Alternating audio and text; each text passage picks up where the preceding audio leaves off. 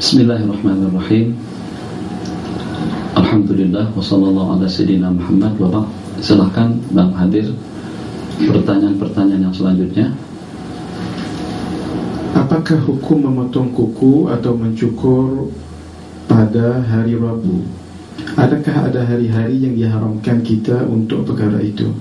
Jadi pertanyaan yang ditanyakan, apa hukumnya dengan kita memotong kuku ataupun juga menanggalkan bulu-buluan pada hari Rabu? Dia pada dasarnya terserah nak cukur, nak potong bila-bila masa pun tak kisah, malam, enggak siang, enggak pagi, enggak petang kan? Asalkan jangan pada waktu-waktu ibadah. Yang kalau pada saat waktu ibadah sudah hampir habis, ternyata kita masih sibuk mencukur lagi, tinggal waktu daripada sembahyang subuh atau daripada sembahyang zuhur misalnya dalam 10 menit.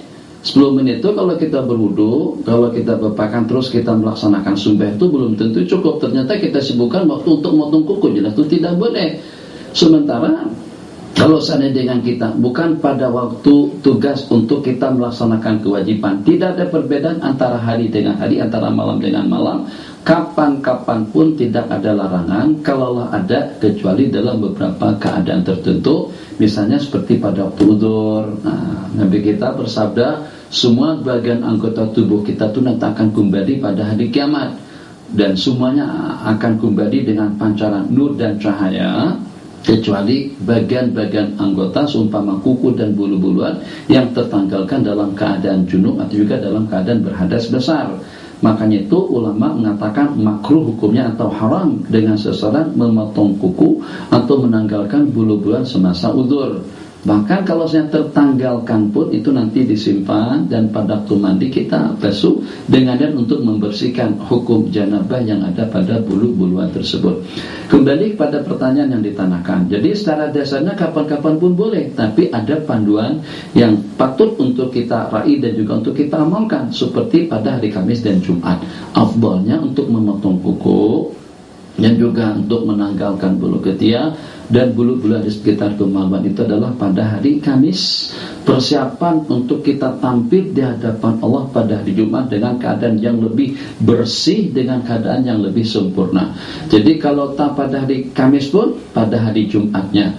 Jadi kita mandi, sebelumnya kita potong kuku, kita tangkapkan bulu-buluan, yang sepatutnya dicukur kita cukur, yang sepatutnya kita cabut kita cabut. Jadi ulama mengatakan kalau seperti dengan bulu ketiak itu dicabut, kalau seperti dengan bulu-buluan yang di sekitar kemaluan itu dicukur. Nah, dengan kuku dipotong. Sementara tata tertib juga dengan cara untuk kita memotongnya macam-macam. Ada yang mengatakan dimulakan daripada kelingking, kemudian tengah, kemudian ibu jari, kemudian jari manis, kemudian jari telunjuk, ibu jari, tengah, kelingking, kemudian berikutnya kembali kepada telunjuk dan juga kepada jari manis. Yang walaupun hadis-hadis yang diriwayatkan tentang tata tertib atau cara kita memotong kuku hadisnya tidak kuat mana, tapi ala kulli hal ada panduan seperti itu. Secara umumnya afdalnya kita memotong kuku pada hari Kamis atau Jumat. Hari-hari selain daripada dua hari tersebut boleh saja kita lakukan. Khair, ada soalan daripada studio, silahkan.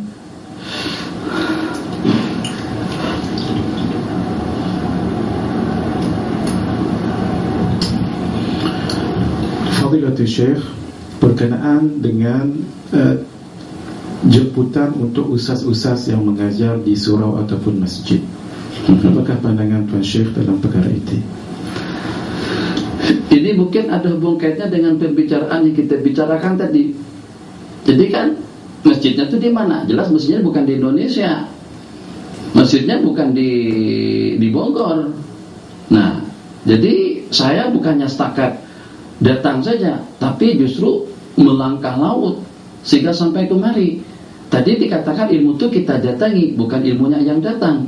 Jadi ada tempat yang sifatnya umum, yang tidak ada minat, yang tidak ada tidak terasa terutang jasa kita dengan seseorang.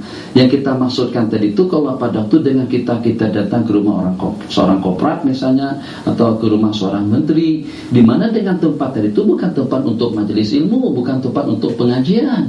Itu yang dicegah dan yang dilakukan oleh ulama-ulama kita dahulu. Sementara dengan kita datang ke surau itu milik kita bersama, milik umat, milik kita semuanya. Jadi tidak ada kesensitipan dengan ustadz, dengan cikgu, dengan sesiapapun yang mengajar, apakah itu di masjid, di surau, atau juga di majelis ilmu. Katakan saja dengan menteri besar atau perdana menteri mempunyai satu dewan besar yang memang khas digunakan untuk pengajian ilmu, tak ada masalah dengan kita datang ke situ. Kita tidak terasa sensitif sebab kita bukan menjadi tetamu kepada yang berkenan, akan tapi dengan kita menjadi tetamu kepada penggemar ilmu dan juga pencinta kebenaran. Tempatnya pun juga diperuntukkan untuk orang ramai. Jadi suatu hal yang positif, suatu hal yang baik. Kalau seandainya dengan kita boleh mempunyai dewan besar dengan kemudahan yang serba lengkap, ekornya, kemudian penerangannya, masya Allah tabaraka, kalau boleh selepas pengajian juga dengan makanannya. Jadi bukannya setakat dapat ilmu saja. Jadi dengan kita mendapatkan sumbangan ilmu dan juga sekaligus mendapatkan sumbangan makanan dan minuman.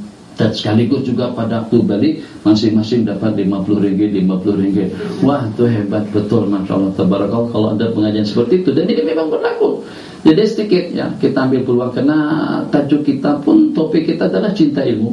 Pengalaman saya di Mekah, mungkin awal-awalnya dengan kita terpancing mengaji dengan tutu guru, karena kita tahu nanti tutu guru itu akan bagi zakat, tutu guru itu akan bagi duit. Sebab di India, Pakistan, di Mekah, dan juga di beberapa tempat lainnya, itu memang masyarakat zakat itu disalurkan melalui para alim ulama.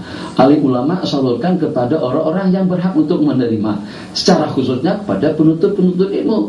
Jadi kalau aku mengaji 5 tempat, Syekh Hasan Mas'ud, Syekh Ismail Usman Zain, Syekh Abdul Al-Lahji, Syekh Abdul Karim, Syekh Shibli, berarti saya ada channel duit, situ ada penghasilan dari situ 100, 500 dapat duit tiap bulan, nama saya tercantum di situ. Jadi akhir bulan kita terima daripada masyaikh tadi itu. Jadi masyaikh kita di Mekah dahulu itu sampai sekarang kaya-kaya Ji. Bukan daripada mereka, sebagainya ada yang punya bisnis sendiri, sebagainya untuk menyalurkan dana atau juga zakat daripada orang ramai. Nah, jadi mungkin niatannya yang seperti itu bagaimana kira-kira? Mungkin pada permulaannya niatnya seperti itu, tapi yang pada akhirnya insya Allah niat itu akan berubah menjadi karena Allah Jalla wa'ala. Silakan, masih ada pertanyaan lagi? Apakah yang harus dilakukan terhadap uang ataupun perolehan duit yang didapati dengan cara yang haram? Ini pertanyaan yang memang mustahak untuk kita bagi tumpuan, dan juga untuk kita mendapatkan jawaban yang tepat dan pasti. Jadi ya mungkin maklum karena jahil, karena tidak ada latar belakang dan pendidikan agama, sehingga terbabit dalam dunia bisnis yang tidak dibolehkan menurut hukum.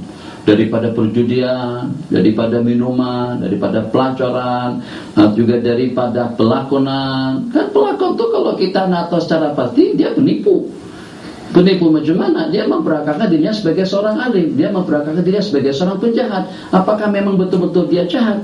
Kalau ibadah yang betul-betul ibadah saja ada unsur riya, ujub, memperlihatkan, minta diperdengarkan atau minta memperdengarkan, itu sudah menghakis ganjaran pahala daripada amal ibadah yang kita laksanakan. Bagaimana kalau memang betulan dan benaran kita menipu orang?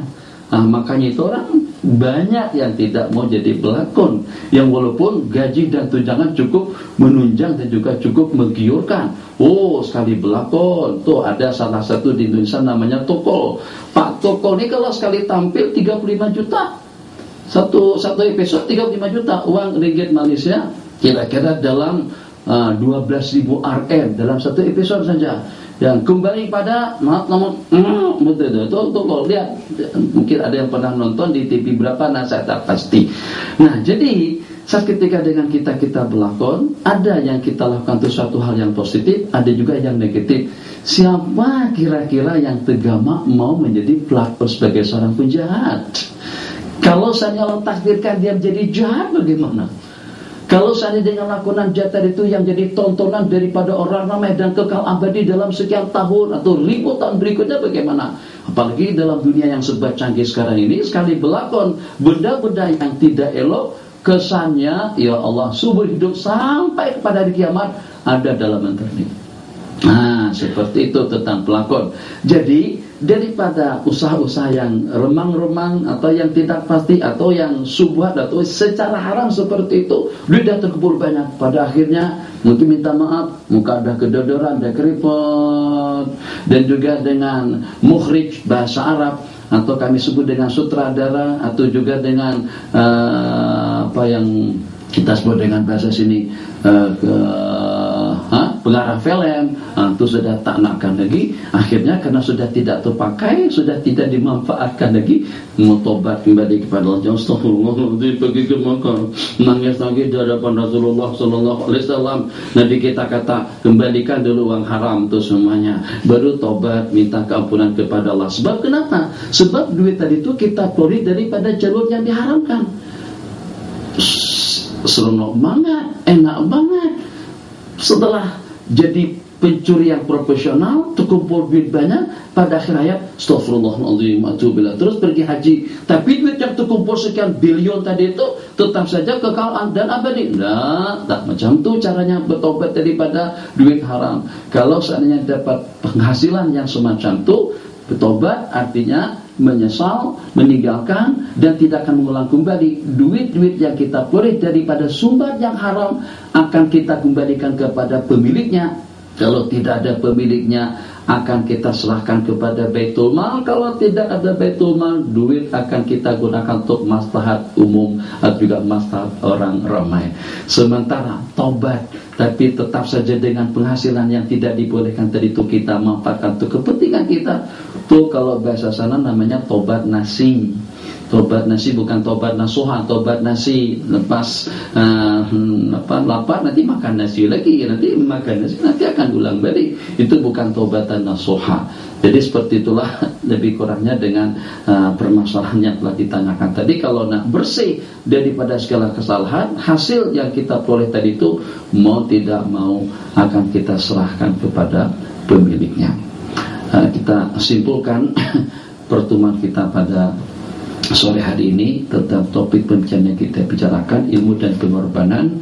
Jadi sebagaimana dalam hidup kita ikut jenjang usia masing-masing, ikut jenjang usia masing-masing, kita pernah berkorban, kita pernah menghabiskan waktu, kadang-kadang dengan tenaga, mungkin juga dengan pikiran, mungkin juga dengan duit, dengan harta, dan juga dengan segala-galanya untuk kita mencapai satu target yang kadang-kadang pengorbanan yang kita lakukan dibandingkan dengan target yang kita harapkan itu tidak seimbang. Kata orang kita di sini tidak berbaloi, tidak sesuai. Jadi kita tidak mau kalau matlamat target yang kita harapkan dengan pengorbanan yang begitu hebat tadi itu, ternyata lebih besar pengorbanan kita daripada target yang kita dapatkan. Mati-matian mengejar bola sampai patah kaki, targetnya apa? Untuk mencetak gol. Pertama, kedua, dan ketiga, gol. Penonton senang, Masya Allah, Tabarakallah. Waktu kita pun juga sudah habis. Jadi dengan semangat, Masya Allah, Tabarakallah tadi itu, gol daripada penonton. Memang menyenangkan orang ramai. Dan kira-kira apa untungnya dengan kita dan juga dengan mereka? Dan juga dengan resikonya boleh membawa kepada kematian, boleh membawa kepada kecederaan, dan boleh membawa kepada kecelakaan dunia dan akhirat. Walhiyadzubillah. Itu pengorbanan yang seperti itu, pengorbanan yang tidak ada makna dan juga yang tidak ada arti. Ahbabuna fillah, insyaallah di lain kesempatan kita berjumpa kembali. Wassallallahu ala sayyidina Muhammad wa ala alihi washabbihi wasallam. Walhamdulillahi rabbil alamin.